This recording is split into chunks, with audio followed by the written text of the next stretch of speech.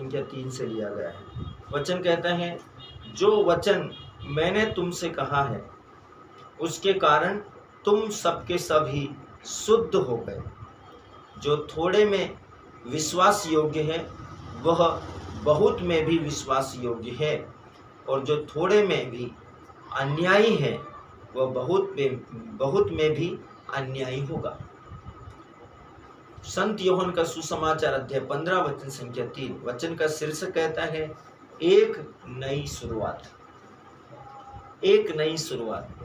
अब आपके ऊपर है, आप उस एक नई शुरुआत को कब करते हैं। लेकिन परमेश्वर आपको निर्देश देता है, जो वचन मैंने तुमसे कहे, जो शिक्षा मैंने तुमसे कही, उसके कारण तुम पहले ही शुद्ध हो गए। तो वचन जो आप सुन रहे हैं, आप मत सोचिए कि अब आपको कन्फेस या पश्चाताप करने की जरूरत है। वचन से आप शुद्ध हो गए।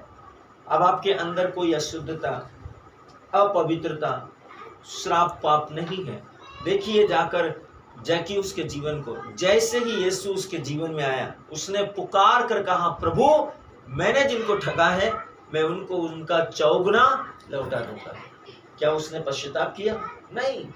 जैसे ही वचन उसके पास में आया, क्योंकि यीशु परमेश्वर का वचन है, जैसे ही यीशु उसके जीवन में आया, वो उसके संपर्क में आते ही शुद्ध हो गया। उसे पश्चाताप की जरूरत नहीं, बस अपने विश्वास की घोषणा करने की जरूरत थी, वो उसने की। और परमेश्वर आपको वचन कह रहा है, जो वचन मैंने तुमसे कहे हैं उसके कारण तुम पहले ही शुद्ध हो गए। आपको पश्चाताप करने की जरूरत नहीं है, बस अपने विश्वास में काम कीजिए, अपनी आत्मा में काम कीजिए। जब आप काम करेंगे तो जैसे जैकियुस ने अनंत जीवन को पाया, और यीशु ने क्या कहा, आज इस घर में उद्धार आया है। उद्धार का मतलब क्या होता है? सोचिए, उद्धार का विश्लेषण कीजिए, उद्धार के अर्थ को जानिए। सोचिए, आप कमर के दर्द से कई सालों से परेशान थे और आज अभी इसी समय आपको उस दर्द से मुक्ति मिल गई। आपको पता चलेगा कि कमर के दर्द से छुटकारा मिलने का आनंद क्या है। ऐसे ही जैकियुस सालों से पाप के बोझ से दबा हुआ था, और जैसे यीशु के संपर्क में आया वो शुद्ध हो गया, और उसने अपने उस शुद्ध होते ही विश्वास की घोषणा की और उसने उद्धार को पाया। यीशु से सुना, आज इस घर में उद्धार आया है, यह भी अब्राहम का बेटा है, ये खो गया था और ये मिल गया है। परमेश्वर का वचन कहता है, जो थोड़े में विश्वास योग्य होगा। जैकियुस क्या करता था? जैकियुस टैक्स कलेक्टर था, वो लोगों के साथ अन्याय करता था। प्रभु ने कहा, जो थोड़े में विश्वास योग्य होगा वो बहुत पर भी विश्वास योग्य होगा। जो थोड़े में अन्यायी होगा वो बहुत पर भी अन्यायी होगा। वचन कहता है, यदि सारा दिन खेल के मैदान में रहने के बाद आप गंदे होकर घर आते हैं, तो इससे आप अपने माता पिता की संतान से कम नहीं हो जाएंगे। सोचिए, दिन भर आप खेल रहे हैं, कूद रहे हैं और गंदे हो जाएंगे, तो कोई ये नहीं बोलेगा कि तू तेरे माँ बाप की औलाद नहीं है। आप वही रहेंगे जो आप हैं। परमेश्वर का वचन कहता है, आपकी माँ बस आपको आपके गंदे कपड़ों से बाहर निकालेगी और आपको धोने के लिए कहेगी और कुछ ताजे और साफ कपड़े पहनने के लिए कहेगी। ये बहुत अद्भुत है, अंदर बहुत कुछ है मेरे प्रियो। इस दृश्य के अंदर बहुत कुछ है। माँ ये नहीं बोलेगी कि आज से तेरा मेरा संबंध खत्म हो गया क्योंकि तू गंदा हो के आया है। तो तेरे जूते गंदे हो गए, तेरी ड्रेस गंदी हो गई, तेरे कपड़े गंदे हो गए, तेरे जेब कहाँ जा रहा है, तेरे शरीर कैसा दिख रहा है, इससे मैं तेरे आज से तुझे अपने पुत्र होने के अधिकार से या बेटी होने के अधिकार से खारिज करती हूँ, ऐसा नहीं कहेगी।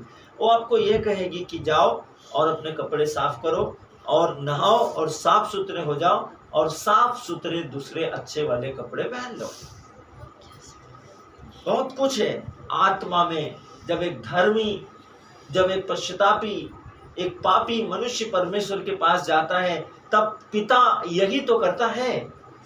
परमेश्वर के पास जब उसकी संतानें प्रायश्चित भरे हृदय से जाती है, तब वो उससे अपने संबंध को तोड़ता नहीं है, अपने रिश्ते खत्म नहीं करता।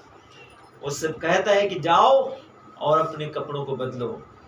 जो अपवित्र वस्त्र हैं तुम्हारे, जो पाप के कारण मैले गंदे चिथड़े कपड़े तुम्हारे शरीर पे है, जो पाप की दशा को प्रकट कर रहे हैं, जो पाप को दर्शा रहे हैं, इसको उतार दो और धार्मिकता और आज्ञाकारिता के वस्त्र पहन लो, साफ सुथरे और शुद्ध वस्त्र पहन लो और फिर आ जाओ। परमेश्वर का वचन कहता है कि प्रभु के साथ भी ऐसा ही है। यदि आपने कोई गलती की तो आपको अपने लिए खेद महसूस करते रहने की आवश्यकता नहीं है। मत सोचिए कि अब मैं क्या करूंगा, मैं तो इतना बड़ा पापी हूँ, मैं तो इतनी बड़ी पापिनी हूँ, अब मैं कभी परमेश्वर के मंदिर के सामने खड़ी होने के योग्य नहीं हूँ। किसने आपसे बोल दिया? आदन की वाटिका की कल्पना कीजिए। हेवा से लूसीफर ने बोला था तुम मरोगी नहीं, तुम इस वृक्ष का फल खाओगी तो परमेश्वर के तुल्य बन जाओगी। उन्हें पता था कि हम परमेश्वर के सदस्य हैं, लेकिन फिर भी उन्हें भरमा दिया गया और वे भ्रमित हो गए, वे उसके बहकावे में आ गए। सोचिए मेरे प्रियो, परमेश्वर नहीं चाहता कि आपसे कुछ गलती हो जाए तो वो उस गलती के लिए आपको हमेशा खेद महसूस करते रहने के लिए आपको छोड़ दे और आप भटकते रहे उस खेद में।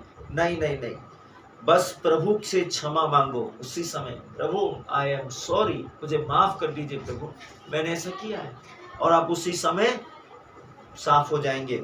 वह आपको नहलाकर साफ करने और आपको नई शुरुआत देने में सक्षम है। आपके जीवन को धोने के लिए, आपके अपवित्र वस्त्रों को साफ करने के लिए और जीवन में नई शुरुआत करने के लिए परमेश्वर सक्षम है, क्योंकि वह सर्वशक्तिमान प्रभु है। वह सर्वशक्तिमान प्रभु है। आपको उस पर विश्वास करना चाहिए। आपको दूसरे व्यक्ति की अपेक्षा उस परमेश्वर पर विश्वास करने का एक बार रिस्क लेना चाहिए, चाहे कुछ भी हो जाए। आप जो निर्णय लेंगे उसके कारण आप जीवन पाएंगे। उसने कहा जो कोई मेरे पास आएगा मैं उसे कभी नहीं निकालूंगा, कभी नहीं निकालूंगा। उसने कहा मेरे पास आओ, मैं तुम्हें विश्राम दूंगा, मैं तुम्हें शांति दूंगा। जाइए उसके पास सच्ची उम्मीद और विश्वास के साथ, आप कभी निराश नहीं होंगे। उसने कहा जो कोई मेरे पास आएगा मैं उसे कभी नहीं निकालूंगा। आपके लिए अभी भी जगह है। याद कीजिए, पश्चातापी डाकू ने प्रार्थना की, प्रभु मुझ जैसे पापी को याद रखना। उसने क्या नहीं किया था, लेकिन प्रभु ने क्या कहा कि आज ही तू मेरे साथ स्वर्ग में होगा। क्या यूदास इस्करियोती पश्चाताप करता तो प्रभु से उद्धार नहीं पाता, लेकिन प्रभु के पास जाने से पहले उसने खुद निर्णय लिया। शैतान ने भरमा दिया और वो प्रभु के पास जाने से पहले ही आत्महत्या के पाप को दूसरा पाप करके अपने आप को खत्म कर दिया। अब वो कहाँ होगा? प्रभु के साथ रहने के बावजूद भी